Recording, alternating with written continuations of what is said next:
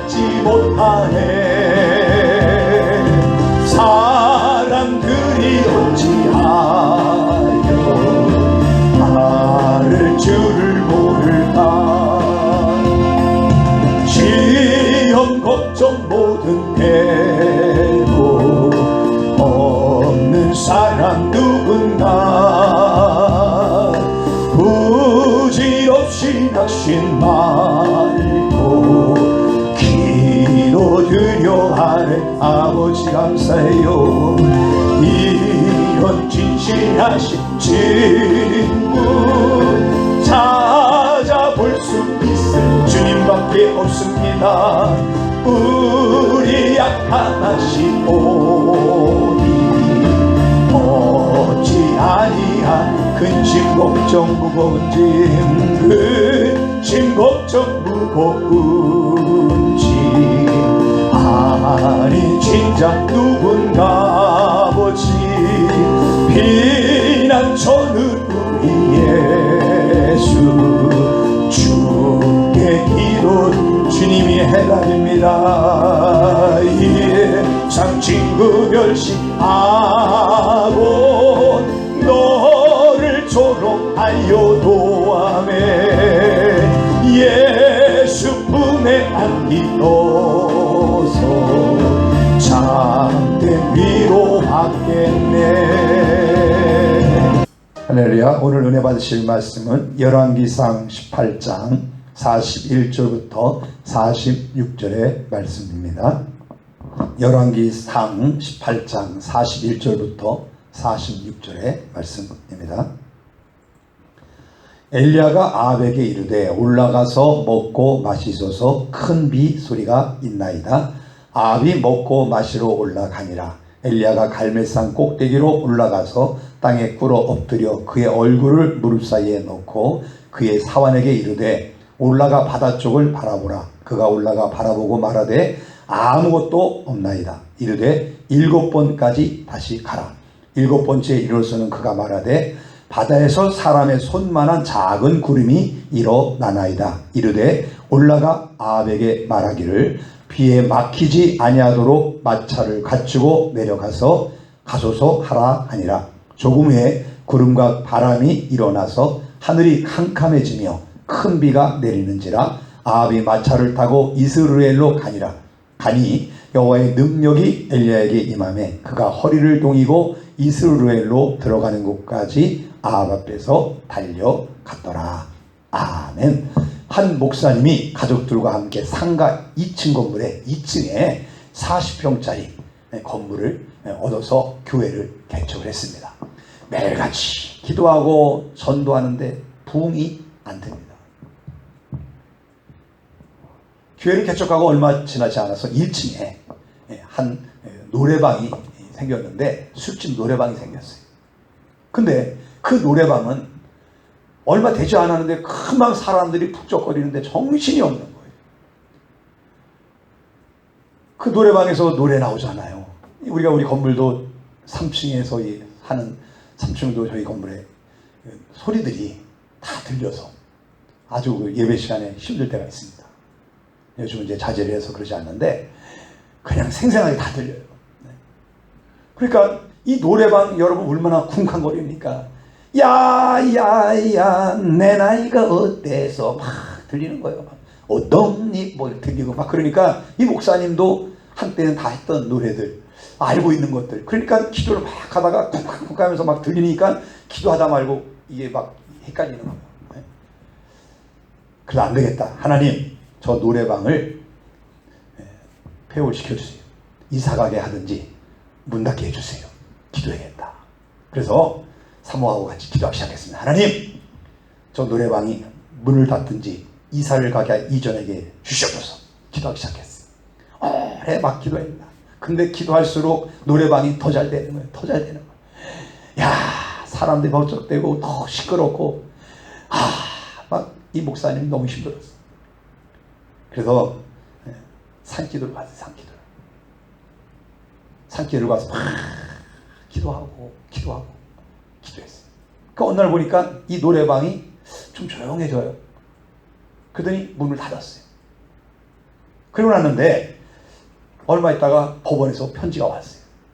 그게 보니까 그 노래방 주인이 목사가 기도해서 노래방이 우리가 안 돼서 문을 닫게 됐으니까 목사가 이거를 보상해달라. 1억을 보상해달라고 그 재판을 건 거예요. 아, 큰일 났어요. 근데 감사하게 교회가 부흥이 됐거든요. 근데 1억이 어디 있습니까? 네? 그래서 하나님께 막 기도하고, 그런데 재판 날이 됐어요. 재판장에 갔습니다. 먼저 노래방 주인이 재판을 진행하는데 숙식 주인이 얘기합니다. 존경하는 재판장님, 제가 1층 사장인데 개업을 해갖고 노래방이 술집 노래방이 잘 됐습니다. 그런데 2층에는 저 목사가 노래방이 우리 집이 노래방이 문을 닫게 해든지 이전하게 해달라고 그러더니 문을 닫게 됐어요. 그러니까 매일같이 기도를 해서 내가 문을 닫게 됐으니까 1억을 보상해달라고, 그렇게 판결해달라고 얘기를 합니다. 그러니까 또 판사가 목사한테 얘기합니다. 당신 말할 기회 주면 얘기하시오. 그러니까는 목사님 그럽니다. 판사님, 제가 기도한 건 맞습니다. 그런데 제가 기도한다고 술집 노래방이 문을 닫습니까? 그러니까 술집 노래방이 아니 당신이 기도하는 거 내가 똑똑히 들었거든. 네? 밖에서 있는데 당신이 쫙 그러더니 술집 노래방이 문 닫게 해줘서 그러더라고. 내가 들었거든. 네? 그 2층이니까 1층이 들리죠, 당연히. 네? 내가 똑똑히 들었는데 기도 안 했대. 네? 기도해서 내가 문 닫은 거야. 그러니까는 목사가 아니 기도한다고 문 닫냐고. 기도한다고 술집 노래방이 문 닫냐고. 그러니까 판사가 조용히 하십시오. 판결하겠습니다. 이렇게 판결했습니다. 노래방 주인 믿음 있음, 목사 믿음 없음. 웃음의 소리가 아니라요, 진짜 있었던 얘기예요. 여러분, 기도에는요 반드시 응답이 있습니다. 반드시 응답이 있습니다. 믿음의 기도는 하나님이 역사를 하십니다. 오늘 본문에 보면 북이스라엘 땅에 3년 6개월 동안 비가 오지 않고, 그래서 온 대지가 거북 등짝처럼 다 갈라졌습니다. 너무 힘들게 지내고 있었습니다. 우리 성도들도 가만히 보면 영적 삶에서 이렇게 이스라엘 백성들이 기근으로 비가 오지 않아서 힘들고 어려운 시기를 겪는 것처럼 우리 예수 믿는 우리들도 하나님의 은혜의 단비를 내려주시지 않으면 우리도 뭐합니까? 이런 기근을 겪는 거예요. 땅이 막 거북등짝 갈라지는 것처럼 우리의 인생이 갈라지는 거예요. 갈기갈기 지켜지는 거예요. 저도 금식하면서 이 물 한 모금의 그 소중함을 아는데 조금만 물만 먹어도요 힘이 생겨요. 우리가 영적인 목마름이 있을 때 하나님의 찬송을 통해서 또 말씀을 통해서 은혜를 받으면요 우리 목마름이 얼마나 해결이 됩니까?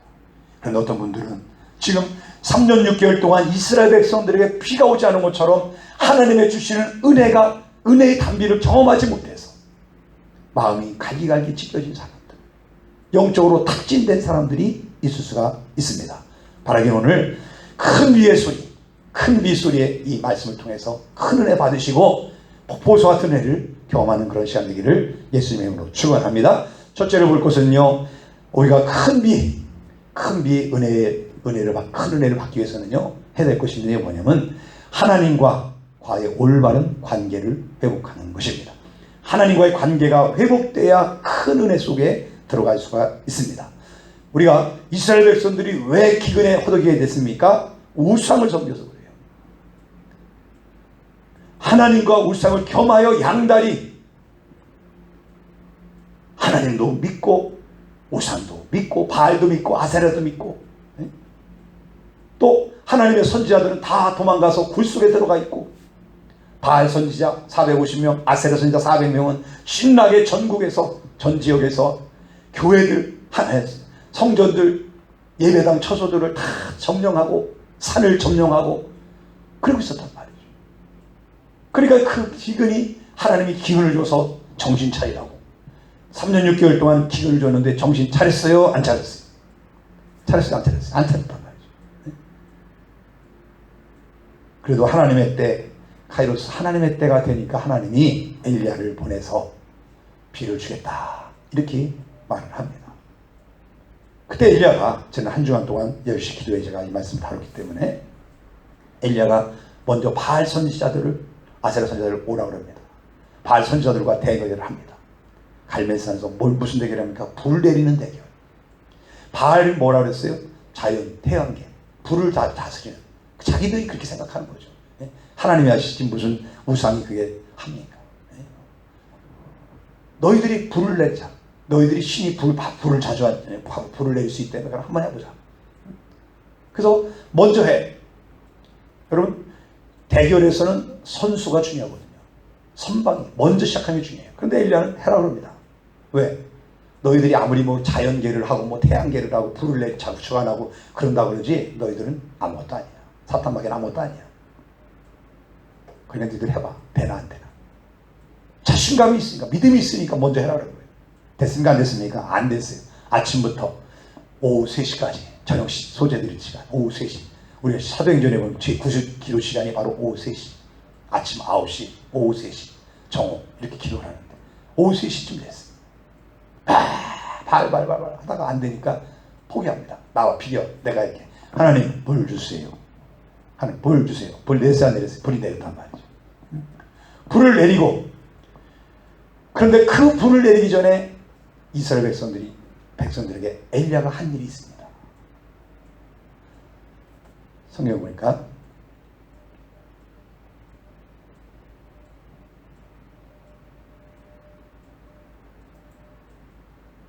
열왕기상 18장 30절 34절 30절 40절 보니까, 엘리야가 모든 백성을 향하여 이르되 내게로 가까이 오라. 백성이 다 그에게 가까이 가매 그가 무너진 여호와의 제단을 수축하되. 자, 뭐래요? 내게로 가까이 오라. 내가 누굽니까? 지금 하나님의 선지자잖아요. 그 얘기 뭐예요? 하나님께로 가까이 오라는 거예요. 백성들아, 하나님께로 와라. 하나님께로 와라. 우리가 하나님의 주시는 큰 비를 달라고 기도하기 전에 먼저 해야 될 게 뭐냐? 하나님과 가까이 가는 거예요. 하나님과 친밀한 교제를 나누는 거예요. 여러분, 지금 여러분 생각에 하나님과 깊은 좋은 믿음의 교제를 갖고 있다고 생각하십니까? 아니면 하나님과 멀어졌다고 생각합니까? 하나님의 큰 은혜의 단비를 경험하려면 하나님께로 더 가까이 나가야 돼요. 하나님께 가까이 가야 하나님의 은혜를 경험할 수가 있어요. 그래서 이스라엘 백성들이 어떻게 합니까? 가까이 왔어요. 그러니까 제단을 쌓아라. 12지파를 상징하는 돌을 12개를 가지고 제단을 쌓아라. 자기 스스로를 쌓아라는 거예요. 왜 그렇습니까? 하나님께 구원받는 것, 하나님의 은혜를 경험하는 것, 우리가 옆에서 아무리 엄마가 기도해주고 목사가 성도를 기도해줘도요, 자신이 기도하지 않으면 안 되는 거예요. 자신이 기도해야지. 물론 중보 기도를 통해서 하나님 역사를 하시지만 자신이 하나님과 깊은 관계를 가져야, 깊은 교제를 가져야 은혜의 생활을 계속 유지하는 거지. 남이 떠다주는 물, 그거 홀짝홀짝 한 컵마고 그거 먹고 떨어지면 또 갈급할 거 아니에요. 그러나 내가 하나님께 기도하고 하나님의 은혜를 경험하면 내 속에서 생수의 강이 흘러넘치니까 날마다 충만한 삶을 살아갈 수 있는 거예요. 그래서 하나님과 제단을 다시 관계를 너희 스스로 다 쌓아. 하나님과의 관계 속에 왜 무너진 곳이 무엇인지, 무너진 곳을 다시 수축하는 거예요. 어디에 뭐가 무너졌는가? 예배 생활은 어떤가? 기도 생활은 어떤가? 성경에 있는 생활은 어떤가? 기도하는 생활은 어떤가? 봉사하는 생활은 어떤가? 한 가지 돌아보는 거예요. 돌아봐서 무너져 있는 것, 약해져 있는 것 있으면 다시 수축해. 다시 바로잡아야 돼. 그래야 다시 은혜 속에 들어갈 수 있는 줄 믿습니다. 그러고 나서는 한 일이 뭡니까? 40절에 보니까는 엘리야가 그들에게 이르되 바알의 선지자를 잡되 그들 중에 하나도 도망하지 못하게 하라 하매 곧 잡은지라. 엘리야가 그들을 기손 시내로 내려다가 거기서 죽이니라. 불을 내리고 나서 어떻게 해요?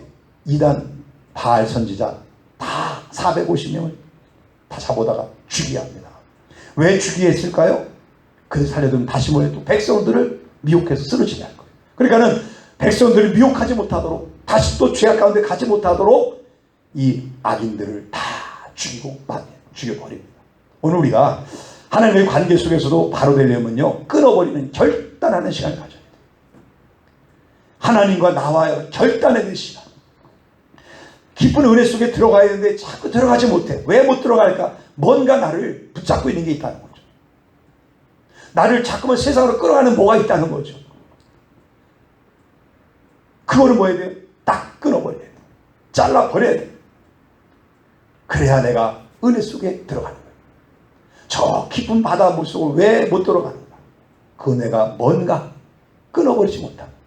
우상을, 이 바알 선자를 다 죽였던 것처럼 하나님과 관계 속에서 내가 지금 나를 더 깊은 관계로 나가지 못하게 만드는 그것을 뭐예요? 끊어버려야 돼. 잘라버려야 돼. 결단해야 돼. 결단하는 시간이 반드시 있어야 돼. 그래야 더 깊은 속으로 들어가는 거예요. 그동안 멀어졌던 이스라엘 백성들의 마음을 다시 엘리야는 돌이키게 했고, 또 제사장들을, 바알 선자 제사장들을 다 죽여서 찾아가지 못하게끔. 인간이 희한해요. 하나님께 나오기는 그렇게 힘들고, 그런데요, 세상으로 가기는 얼마나 쉬운지. 공든탑 무너진다는 말이 있는 것처럼 하나님께 나와서 그렇게 기도하고 믿음의 단계 이렇게 쌓다가 이거 무너지는 거냐? 한순간에 무너져버려요. 그 예수님 말씀대로 살겠습니다. 은혜 받았다고 막 그러는데 또 세상 속에 나면 금방 뭐합니까? 금방 죄 가운데 빠져버리잖아요. 그러니까 뭐 해야 돼요? 제사장들 죽여버려야 돼요.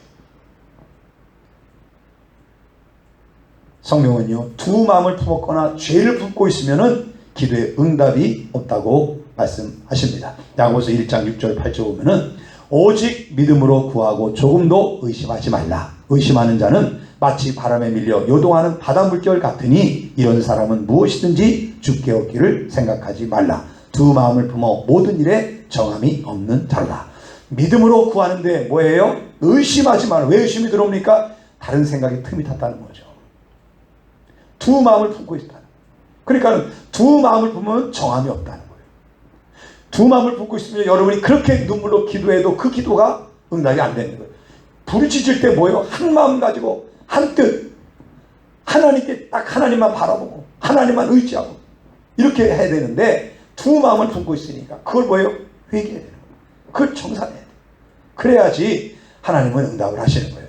잠언 28장 9절에 보니까 사람이 귀를 돌려 율법을 듣지 않으면 그의 기도도 가져가니라. 율법을 듣지 않는 게 뭐예요? 말씀대로 안 산다는 거예요. 그리고 기도한다는 거예요. 그러니까 삶은 마음이 두 마음을 품어서 다른데 마음을 두고 다르게 믿음 없는 사람처럼 그냥 세상 사람처럼 그렇게 살아가면서 하나님께 와서 뭐예요? 기도하면서 주여 내게 응답하시고 내게 축복하옵소서.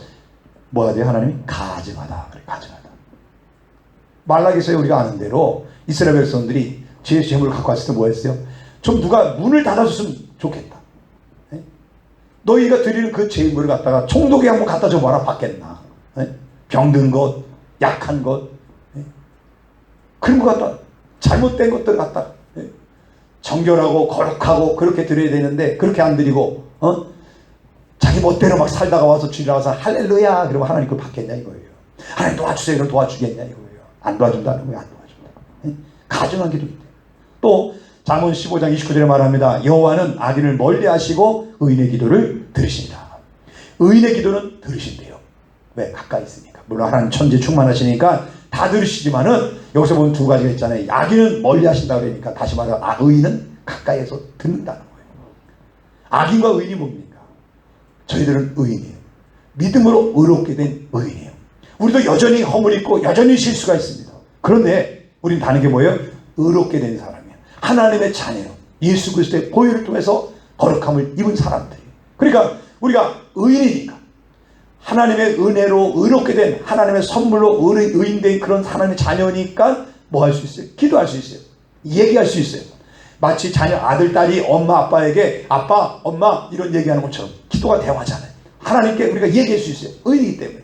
그런데 그 의인이 의인다워야 된다는 얘기죠. 우리 자녀들이 못된 짓만 해고 와서 뭐 도와달라고 그러면 부모들이 뭐랍니까? 잘 줘요. 처음에 몇 번 주다가 누구예요? 줘요, 안 줘요? 안 주라 그러잖아요. 왜 안 줍니까? 또 줘봤자 뻔히 가서 딴짓 할 거니까 안 주는. 하물며 인간 부모도 저보다가 아들, 딸들이 잘못된 길로 자꾸 행하면은 돈을 낭비하고 세월을 낭비하면 뭐야? 안 도와준다. 하물며 하나님이 우리를 잘 아시고 다 보고 계신 그 하나님이 우리를 보면서 옳지 않은데 주시겠냐. 악인은 아예 멀리하고 아예 그냥 취급도 안 하시고, 의인의 기도는 들으시는데 그 의인이 뭐예요? 의롭게 믿음으로 살려고 100% 완전하지 못하지만 완전히 거룩하지 못하지만 그래도 하나님 말씀대로 살려고 몸부림치며 살다가 주님 앞에 나왔을 때 그것에 그 사람의 기도를, 그 사람의 예배를 뭐한대요? 들으시는 거예요. 그래서 우리가 하나님께 은혜 받기를 원하고 하나님의 더 은혜 속에 들어가기 위해서는 먼저 하나님께 나와야 돼요. 회개해서 무너진 제단을 수축하고 멀어졌던 하나님과의 관계를 바르게 올바르게 가져야 되는 줄 믿습니다. 본문에 나오는 이 엘리야의 기도 모습을 가만히 보면요, 이렇게 기도했어요. 그의 얼굴을 땅에 꿇어 엎드려 그의 얼굴을 무릎 사이에 넣고, 땅에 뭐 했대요? 꿇어 엎드렸다는 거예요. 이 어렵다는 몇 가지 의미가 있는데 하나는 뭐예요? 항복했다는 거예요. 우리가 전쟁에서 지금 어떻게 합니까? 상대방 장군한테 아니 왕한테 뭐예요? 무릎 꿇고 다 엎드리잖아요. 우리나라는 그런 아픔이 있는 나라잖아요. 조선시대 때. 우리가 하나님께 엎드린다는 것은 뭐예요? 항복한다는 거예요. 하나님 좋습니다. 내 생각대로, 내 마음대로, 내 계획대로, 내가 하고 싶은 대로 살던 내가 하나님 잘못했습니다. 항복을 하는 거예요. 나의 수단 노력을 했는데 뭐밖에 안 됐어요. 가문밖에 안 생겼어요. 가난이 더 가난해지고, 자녀 문제가 터지고, 질병의 문제가 생기고, 인간관계 문제 생기고, 결혼 문제, 직장 문제, 뭐 사업 문제, 여러 가지 것들이 다 내가 애써서 해보니까 뭐예요? 실패했어요. 그래서 이제 더 이상 하나님 이제 내 이상 내 힘으로 안 되네요. 두 손 들었습니다. 항복합니다. 무릎 조아리는 거예요. 그리고 뭐 합니까? 또 다른 무릎 조아린다는 것은 쪽의 의미 중에는 겸손한 거예요. 자, 여러분, 교만한 사람은 기도하지 않습니다. 내가 자신 있는 사람, 돈이 있거나 어떤 능력이 있거나 실력이 있거나 뭐 권세가 있거나 그런 사람들이 남 앞에 머리 안 숙여요. 우리 기도도 마찬가지예요. 정말 행복한 사람들은요, 하나님 도움 없이 살 수 없다고 그렇게 된 사람은 겸손해져요. 어떻게 보면은 내게 이러저런 문제, 아픔, 고통이 있다는 것이 뭐예요? 축복인 거예요. 왜? 내가 겸손해지니까. 하나님 앞에 두 손 들면서 겸손하게 하나님이 도와주지 않으면 난 살 수 없는 그런 사람입니다. 하나님 나를 도와주세요. 나 좀 도와주세요. 나 좀 도와주세요. 겸손할 수 있으니까 축복인 거예요. 또 여기서 무릎을 꿇고 뭐 합니까? 머리를 이 다리 사이에 무릎 사이에 넣었다는 거예요. 얼굴을 무릎 사이에 넣었다. 이국이도 아무도 못해요. 저 몇 번 신학대 다닐 때 그때 금식 많이 하고 그럴 때는 됐어요. 근데 지금은 안 되더라고요. 이 머리가 무릎 사이에 들어갔을 때 거꾸로 되면요, 이 혈압 있는 사람은 조심해야 돼요. 막 피가 쏠려갖고 얼마나 힘든지 몰라요. 그런데 이 엘리야가 그런 기도를 했다는 거예요. 그만큼 뭐예요? 간절함, 절박함을 표현하는 거예요. 우리가 어떤 목사님이 그런 얘기 하더라고요. 옛날에는 예배당에 의자가 있었어요? 없었어요? 없었잖아요. 없어서 다 방석에 무릎 꿇고 있었어요. 그러다가 그렇게 무릎 꿇고 무조건 무릎 꿇고 강단 앞에 와서 무릎 꿇고 예배 오면은 다 무릎 꿇고 그렇게 기도하고 막 했어요. 그러다가 이제 우리나라 경제가 살아나면서 또 교회들이 이렇게 부흥하면서 다 의자로 바뀌었어요. 무릎 꿇고 기도하는 사람들이 거의 없어졌어요. 심지어 요즘에는 기도원도 의자를 놨어요. 저는 주로 강남금식동을 가는데 거기서 기도하는 사람들이 많이 왔었는데 점점 줄다가 뭐 200명, 300명, 그것도 또 어떨 때 더 안 오더라고요. 그래서 사람들이 요즘에는 다 이렇게 의자가 없으면 안 된다고, 의자 있어야 된다고. 물론 교회를 좀 이제 은퇴하시면서 정리하고 거기서 교회에서 갖고 온 의자를 갖다 놓은 거기도 하지만은 하여튼 어느 날 가보니까 의자를 다 바뀌었더라고요. 기도원도 이제 의자 시대가 되어버렸어요. 왜 의자가 좀 나쁘다는 것이 아니라 의자 속에서도 그렇게 절박하게 기도했으면 좋은데, 제가 의자 놓고 기도해보면, 앉아서 기도해보면 그만큼 절박함이 들어요. 엘리야는요 그냥 기도해도 되잖아요. 손 들고, 뭐 성경에서 손 들고 기도했으니까 그렇게 기도해도 돼요. 근데 굳이 머리를 무릎 사이에 놓고 기도한 것은 그만큼 절박하게 간절하게 기도한 거예요. 한 번 기도했습니다. 두 번 기도했습니다. 응답이 없으니까 더 머리를 더 좋아지고 더 기도하기 시작합니다. 사랑하는 여러분, 여러분의 간절함이 있습니까? 그러면요 먼저 하나님 앞에 회개하는 시간, 그리고 엘리야와 같이 무릎을 꿇고 머리를 무릎 사이에 넣고 하는 그런 간절한 기도의 모습을 한번 우리를 돌아보면서 그렇게 갖추기 바랍니다. 자, 두 번째 볼 것은요, 믿음으로 선포하라는 거예요. 전능하신 하나님을 믿고 큰 비의 은혜를 경험할 것을 믿음으로 선포하라는 거예요. 말하라는 거예요. 자, 41절 보니까 엘리야가 아합에게 이르되 올라가서 먹고 마시소서 큰 비소리가 있나이다. 큰 비소리가 있나이다. 누구한테? 아합에게. 아합에게. 이 아합은 엘리야를 잡아서 출교된 사람이에요. 만약에 비가 없으면, 비가 안 오면 엘리야는 뭐예요? 죽는 거예요. 죽게 되는데, 죽게 될 각오하고, 죽을 각오하고 얘기합니다. 근데 죽을 거야, 안 죽을 거야? 안 죽을 거니까. 왜? 비를 줄 거니까. 큰 비가 올 거니까. 확신을 가지고 얘기하는 거예요. 여러분, 우리가 엘리야가 어떻게 이런 선포를 했는 줄 아세요? 18장 1절에 보니까 많은 날이 지나고 제3년에 여호와의 말씀이 엘리야에게 임하여 이르되 너는 가서 아합에게 보이라. 내가 비를 지면에 내리라. 그냥 엘리야가 배짱이 좋아서 비 올 거야 이렇게 얘기한 게 아니라는 거예요. 하나님이 내가 비를 지면에 내리라. 하나님의 말씀을 받았기 때문에 아합에게 당당하게 큰 비가 올 거다. 큰 비의 소리가 있나이다. 그 얘기는 지금 비가 아직 안 왔지만 오고 소리가 나고 있다. 오고 있다는 거예요. 오고 있다는 거예요. 아직 현실이 안 됐지만 현실이 될 거라는 거예요. 36절에 보면은 엘리야가 제사를 지내면서 기도할 때 이렇게 기도합니다. 내가 주의 말씀대로 이 모든 일을 행하는 것을 오늘 알게 하옵소서. 엘리야는 자기 생각, 자기 뭐 어떤 아이디어 가지고 감정 가지고 그렇게 재단을 쌓고 그런 게 아니라는 거예요. 지금 아합에 큰 소리 치는 게 아니라는 거예요. 하나님 말씀대로 이 모든 일을 행하는 거다. 하나님 내게 주신 말씀, 하나님 내게 말씀해줘서 이렇게 하라고 해서 했다는 거예요. 그러니까 하나님이 하실 일이니까 자신 있게 아합에게 큰 소리, 큰 비에 큰 비 소리가 있다 얘기하는 겁니다. 여러분, 기도가 뭐라 그랬습니까? 하나님이 내게 주신 감동의 말씀을 믿고 그 감동대로 이루어질 줄 믿음으로 하는 게 기도라 그랬잖아요. 하나님이 내게 소원을 줘요. 먼저 감동을 줘요. 좋은 일을 주시려면요 나에게 뭐죠? 감동을 줘요.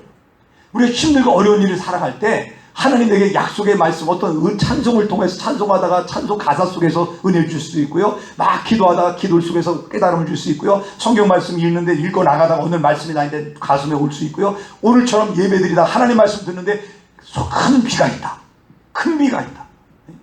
이 말씀을 듣는데 그게 내 말씀으로 들려지면 그게 뭐예요? 하나님 말씀. 그러면 그 다음에 해드릴 일이 뭐라고요?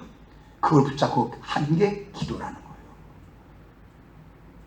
그럼 선포는 뭐냐면은 내 소원이 아닌 하나님의 소원, 비전을 붙잡고 그 말씀을 하고 내가 하나님께 기도하러 나가기 전에 내가 뭐예요? 선포하는 거예요. 하나님께 선포하는 거예요. 왜 말씀을 내가 선포해야 됩니까? 왜 믿음으로 선포해야 되냐면은 우리 마음이 연약해서요. 우리 마음은 조석변이에요. 화장실 들어갈 때 나올 때 다른 게 우리 마음이잖아요. 그러니까는 시간이 지나면 자꾸 마음이 바뀌어. 말이 바뀌어. 그럼 안 되니까 내가 선포하고 나면 거기 유산되지 않도록 그걸 뭐 지키려고 말에 책임을 져야 되고, 내가 말에 책임을 못 지면 사람들이 부끄러움을 당하잖아요. 예를 들어서 제가 2023 비전을 계속 선포하고 있습니다. 그리고 2023년에 비전을 이루고 코타키나발루 선교 여행을 가자고 지금 계속 설교하고 있잖아요. 기도할 때마다 자꾸 얘기하고 있잖아요. 만약에 이게 안 이루어지면은 저는요 어떻게 돼요? 부끄러운 목사예요. 2024년부터 부흥사로 쓰임받을 것이다. 부흥받아 써주시옵소서. 기도하고 있습니다. 근데 만약에 안 이루어지면요 저는 부끄러운 사람 될 거예요. 지난 월요일날 새벽에 기도하는데 갑자기 그런 마음이 드는 거예요.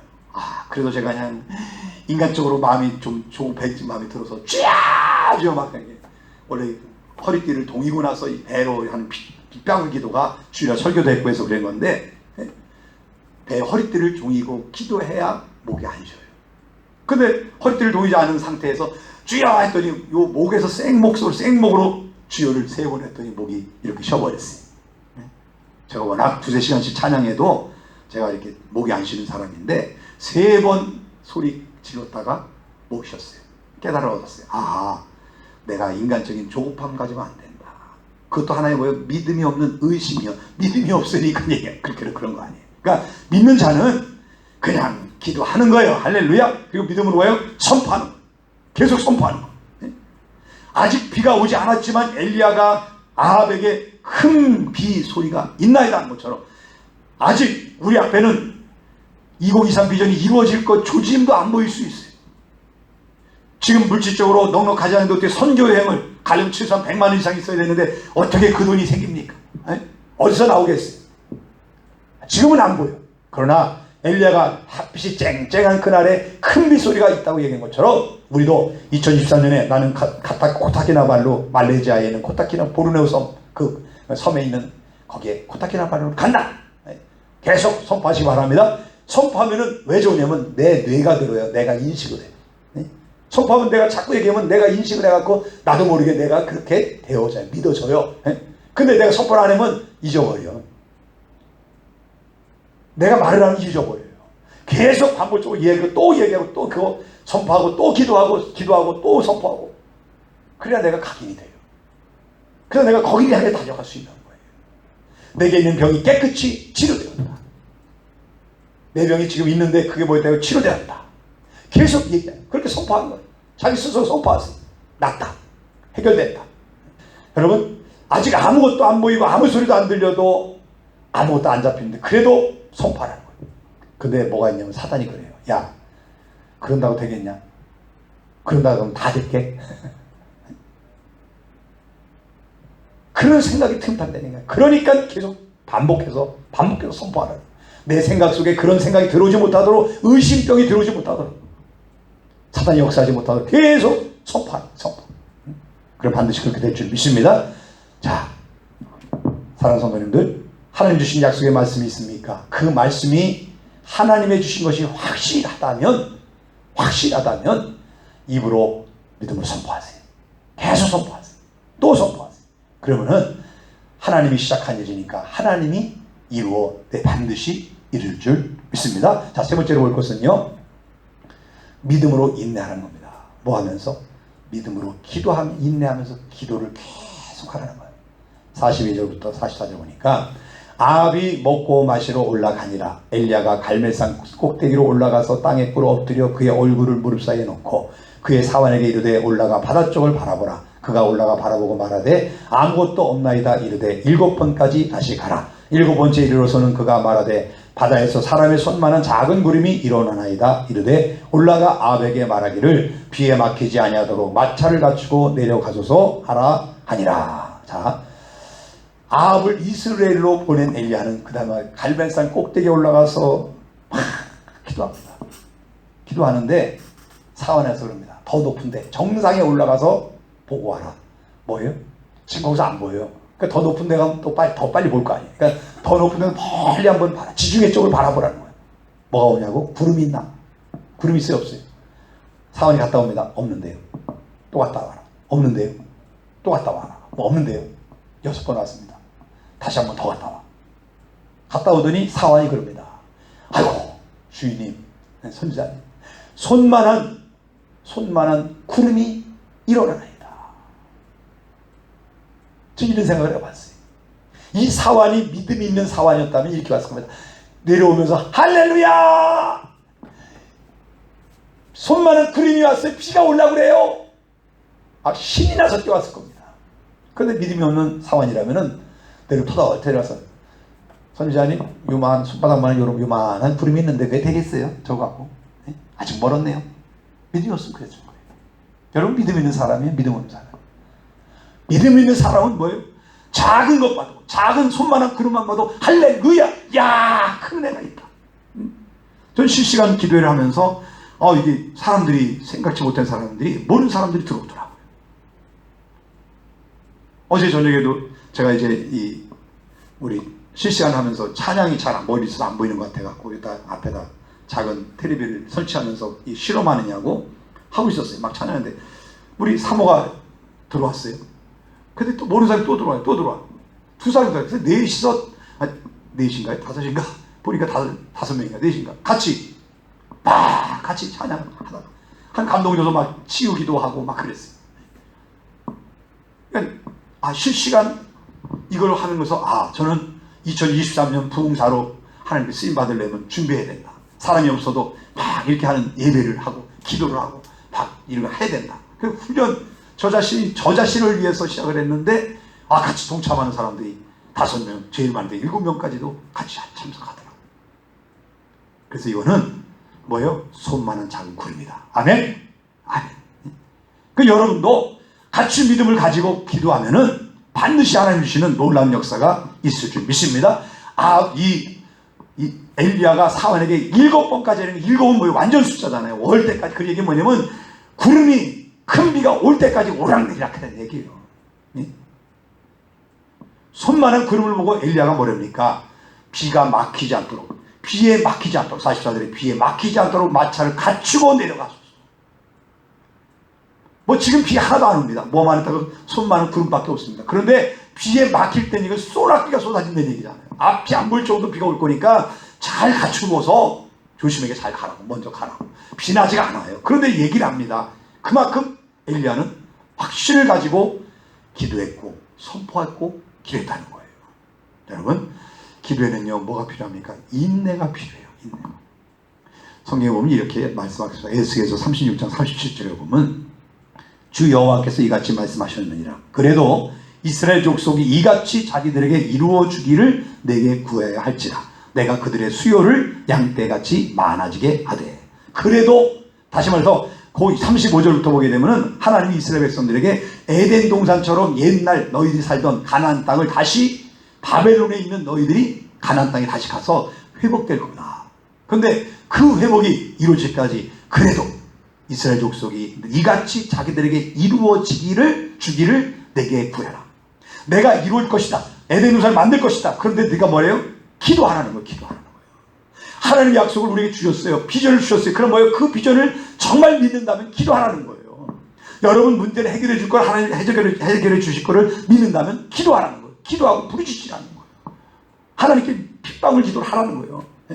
목으로만 하지 말고 이 배에서 나오는 절박하게 큰 소리 안 내도 정말 배로 하는 기도를 해보라는 거예요. 하나님 반드시 응답할 줄 믿습니다. 엘리야는 그래도 기도하라는 이 말씀처럼 응답될 때까지 계속해서 기도했어요. 그리고 결국은 손바닥만 작은 구름이 일어났어요. 그리고 큰 비가 쏟아졌습니다.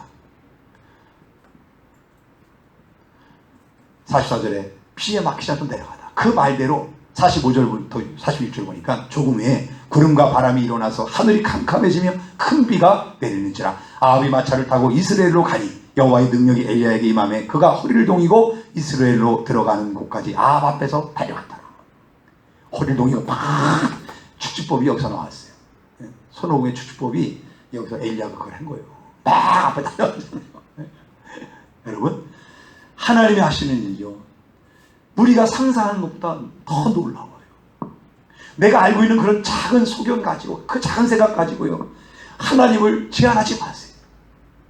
생각지 못한 방법으로 일하고, 불을 내리고 비를 내리고 더 앞에서 마차보다 더 빨리 막 달려가게 만들고, 이거 누가 하는 거예요? 하나님이 하시는 거예요. 여러분 인생이 이렇게 아합 앞에서 달려갔던 엘리야처럼 여러분의 인생이 앞에서 달려가는, 하나님과 함께 붙잡고 막 달려가는 인생, 축복의 인생, 쓰임받는 인생, 그런 인생이 다 되시길 축원합니다. 그러기 위해서는 뭐예요? 내가 먼저 하나님 앞에 회개하는, 하나님과의 관계를 바로 정리해야 돼요. 그리고 한 믿음으로 자꾸 선포하세요. 부정적인 생각이 들어와도 계속 선포하세요. 나는 해결된다. 나는 쓰임받는다. 나는 축복받는다. 문제는 해결된다. 물질이 청산된다. 계속 선포하세요. 그리고 하나님과의 바른 관계, 물질이라든가 예배시간, 기도의 관계, 하나님과 이런 관계들을 바로 잡으세요. 야고보서 5장 15절부터 18절 보면 이렇게 말씀하고 있습니다. 믿음의 기도는 병든 자를 구원하리니 주께서 그를 일으키시리라. 혹시 죄를 범하였을지라도 사하심을 받으리라. 그러므로 너희 죄를 서로 고백하며 병이 낫기를 위하여 서로 기도하라. 의인의 간구는 역사하는 힘이 큼이라. 우리 엘리야는 우리와 성정이 같은 사람이로되 그가 비가 오지 않기를 간절히 기도한즉 3년 6개월 동안 땅에 비가 오지 아니하고 다시 기도하니 하늘이 비를 주고 땅이 열매를 맺었느니라. 자, 여기 보니까 엘리야는 우리와 성정이 같은, 우리가 똑같은 사람이라는 거예요. 다른 게 뭡니까? 그가 믿음이 있었다는 거예요. 하나님에 대한 믿음이 있었다는 거예요. 하나님이 그에게 말씀을 주셨고 그 말씀을 믿고 뭐예요? 선포하고 기도하는 믿음이 있었다는 거예요. 우리의 문제는 뭡니까? 말씀을 못 들은 게 아니에요. 오늘도 말씀 들었잖아요. 근데 말씀 들은 여러분이 그 말씀은 뭐예요? 믿어야 되는 거예요. 믿고 여러분이 그 말씀대로 행동을 해야 되는 거예요. 그럴 때 하나님은 엘리야가 경험했던 그런 불이 내리고 비를 내리고 앞서서 막 달려가는 인생, 달려갈 때 얼마나 기분이 좋았겠어요. 신바람 났을 거 아니에요. 좀 어깨 좀 쫙 펴고 어깨에 힘도 주고, 인간적인 힘이 많이 아니라 하나님의 힘을 가지고 탁 담대함을 가지고 할렐루야 이러면서 막 달려가는 이런 축복이 여러분에게 있어지기를 예수님의 이름으로 축원합니다. 오늘도 우리 날마다 회개합시다. 더 하나님 앞에 정결하게 살려고, 더 믿음으로 바르게 살려고 더 몸부림치자고요. 그럼 하나님 반드시 우리의 삶 속에 더 주님과 가까이 가고, 그럼 하나님 자꾸만 말씀을 주실 거란 말이에요. 그런 말씀을 듣고서 선포하고 자꾸 고백하세요. 그리고 그걸 놓고 유산되지 않도록, 중간에 없던 것처럼 사라지지 않도록 믿음 갖고 핏방울 기도를 하시기 바랍니다. 반드시 하나님이 그런 은혜의 역사를 주실 줄로 믿습니다. 우리 찬양하고 한번 통성으로 기도하는 시간 하겠습니다.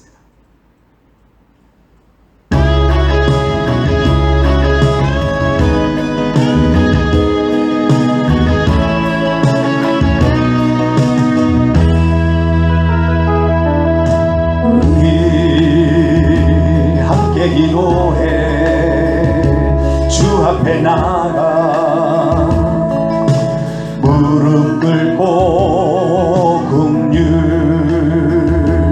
베푸시는 주 하늘을 향해 두 손 들고 하늘 문이 열리고 은혜의 빗줄이 이 땅 가득 내리도록 하네. 마침내 주 오셔서 의의 빗줄이 우리 위에 부으시도록 우리 함께 기도해 주 앞에 나와 무릎 꿇고 긍휼 베푸시는 주 하늘을 향해 무릎 꿇고 하늘 문이 열리고 은혜의 빗줄이 이 땅 가득 내리도록 하네. 마침내 주 오셔서 의의 빗줄이 우리의 이 시간 한번 주여 한번 해주시고, 하나님 나에게 큰 비를 주옵소서.